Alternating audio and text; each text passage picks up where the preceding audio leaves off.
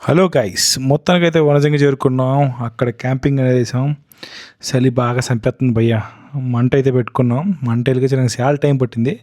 మొత్తానికైతే ఎలాగోలా వెలిగించేసాం అనమాట. కాసేపు సెద తీర్చాము, కానీ అంతలోపలే టైం 1 గంట అయిపోయింది.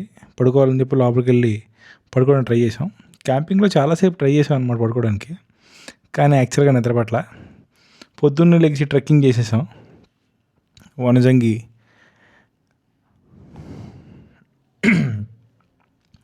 చూసారుగా, పొగ మంచులో నిండిపోయిన మొత్తం అందాలని ఇలా చూస్తూ కాసేపు నేత్రానందం పొందాం అనమాట.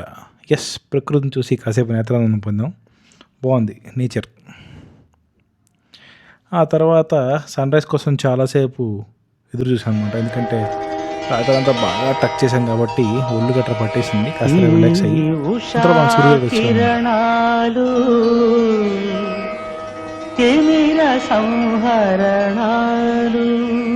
అలా కాసేపు ఆ సన్ రైజ్ని ఎంజాయ్ చేసాం అనమాట. చాలా బాగుంది. చాలా సంవత్సరాలు పొద్దున్న లేవడం అలవాటు పోయింది కదా, ఒకేసారి పొద్దున్న సూర్యుని కొంచెం ఎమోషనల్ ఫీలింగ్ అనమాట. అది సంగతి. ప్రగతి రథ చక్రాలు, ఈ ఉషా కిరణాలు, తిమిర సంహరణాలు. మట్నే లారీ అద్దాలు లాంటి అద్దాలు తగిలించుకొని నేచర్ని ఎంజాయ్ చేయడానికి తయారైపోయాయి అనమాట.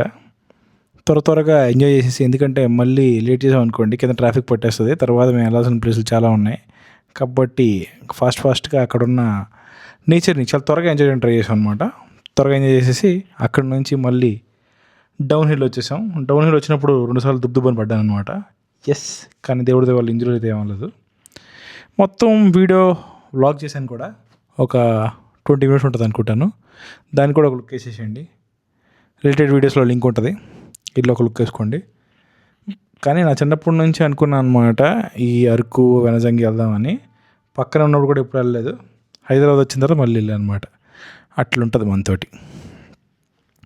ఓకే గైస్, ఉంటాను ఇక.